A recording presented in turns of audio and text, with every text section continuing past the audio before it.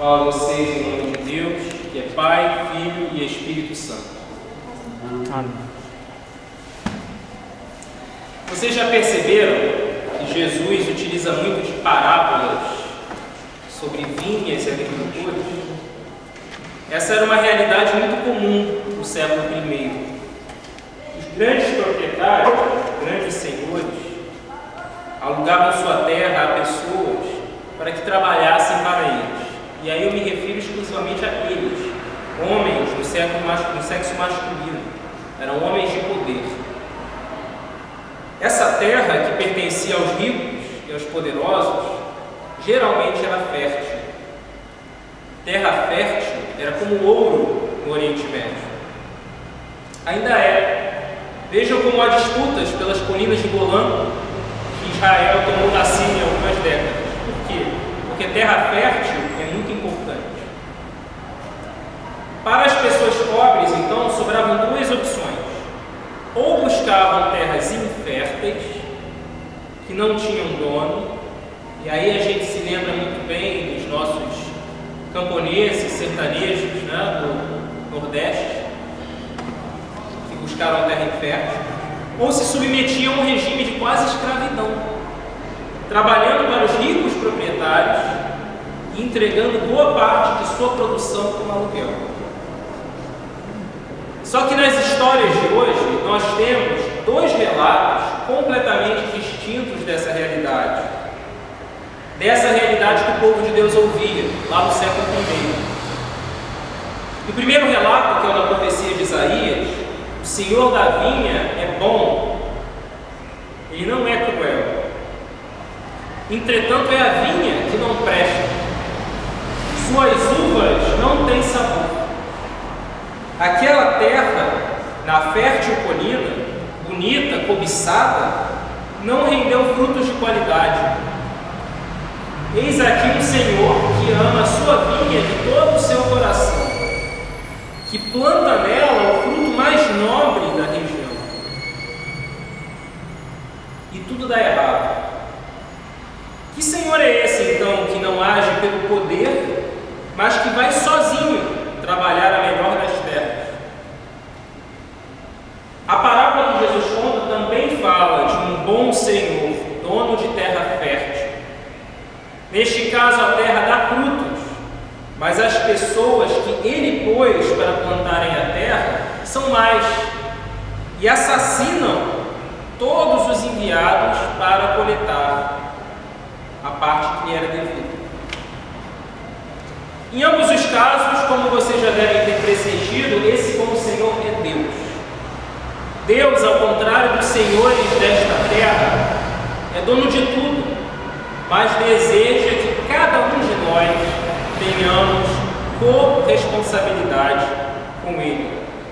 Porque Deus nos dá aqui terra fértil para que possamos nela dar frutos. Contudo, apesar do bom amor desse Senhor, seu povo não tem agido de forma honesta para com Ele. No relato de Isaías, esse povo é o que? São as uvas amargas, os frutos que não prestam. Na parábola de Jesus, esse povo é o povo que se apossa da terra e a explora sem reconhecer o senhorio de Deus. Matam seus enviados, os profetas, e assassinam o Filho de Deus que vem deles cobrar o que lhe é devido. Mas se o Senhor é bom, o que é que Ele vem cobrar? Os senhores maus deste mundo, donos das terras férteis, humilham os seus meeiros, os seus agricultores, cobrando-lhes quase tudo que produzem. Já o Senhor da vida, Deus Criador, nos presenteou com essa imensa fazenda chamada terra. Ou seja, Ele exige de nós cuidado e exige responsabilidade. E é por isso que Ele manda os seus emissários. Quem? Os profetas. E é por isso que Ele mandou o seu próprio Filho, Jesus. Porque viu que nós estamos transformando esta terra frágil, fértil, mas frágil, um imenso latifúndio, Estamos consumindo os recursos naturais em velocidade catastrófica e não pagamos o tributo que nós devemos a Deus, que é a gratidão, que é a responsabilidade com essa criação. Não produzimos de acordo com as nossas necessidades, e sim com as necessidades do mercado. Estamos sendo agricultores infiéis. Na profecia do Antigo Testamento, Deus ainda não tinha um povo novo a quem mandar para plantar na vinha. Na profecia do Novo Testamento, esse povo já existe. Trata-se da igreja, a igreja universal, a igreja católica de Cristo. Ou seja, através de Cristo, Deus deu à humanidade uma segunda chance. Uma segunda chance de transformar este planeta, nossas vidas, nossas existências, num Éden novamente, um paraíso. Ou seja, de mudar esta realidade à imagem do reino de Deus. E nós? O que nós estamos fazendo? Ontem nós comemoramos São Francisco de Assis. Enchemos esta igreja de animais. Animais, sinais da criação que é confiada a nós. Mas e o restante da criação? O que passa dos animais domésticos? O que estamos fazendo com essa criação? Não se engane, porque é por um momento, e só por um momento, por uma época, que Deus confiou a nós este planeta. E nós temos tratado o mundo ao nosso redor com o maior descaso possível. Vivemos vidas individualistas, sem preocupações com as outras pessoas, com os outros seres vivos, com o bom uso das riquezas naturais. Ou seja, continuamos a expropriar as terras, a trazer desigualdade entre as pessoas, a trazer desamor, desarmonia entre a criação. Assim, apesar de tudo que nós recebemos do Senhor da vida com amor, nossa vida, nossa existência, nossa fé, nem sempre nós respondemos com amor ao chamado de Cristo. E até quando nós vamos ignorar este chamado? Até quando nós vamos fingir que realmente vivemos o Evangelho? Não sejam ingênuos, haverá um momento em que a própria terra que maltratamos, a própria desigualdade que semeamos, vão se voltar contra nós.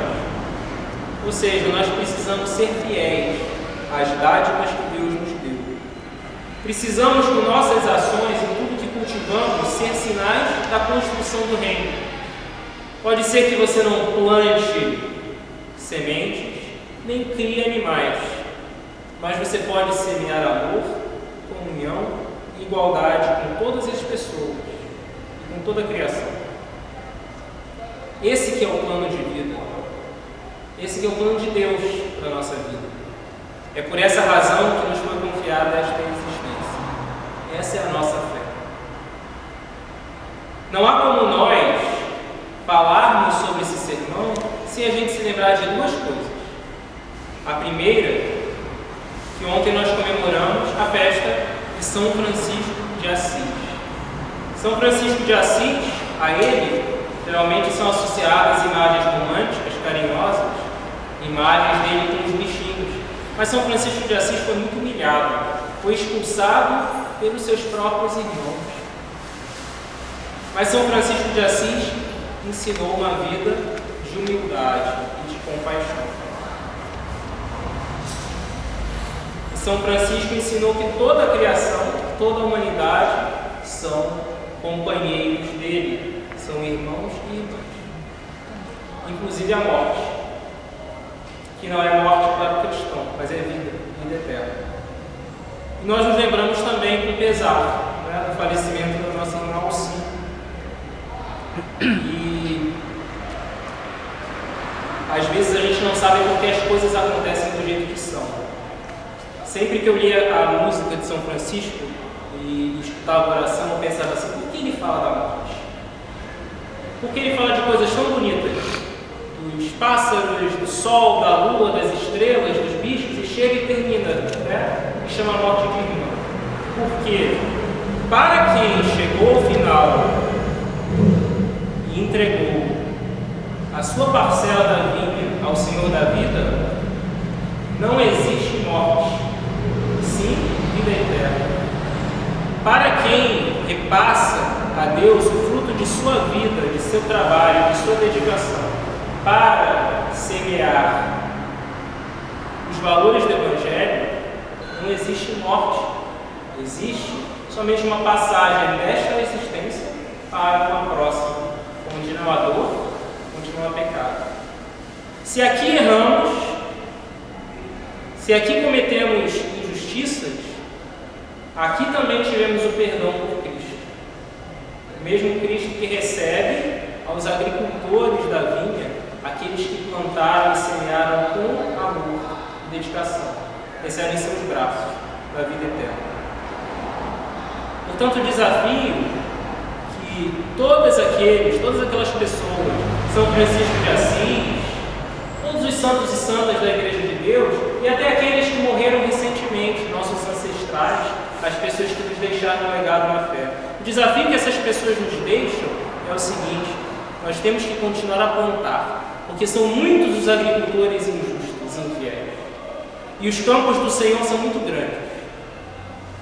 Nós temos que continuar a plantar, nós temos que continuar a viver aquilo que Deus tem planejado para nós, que é construir o reino de Deus.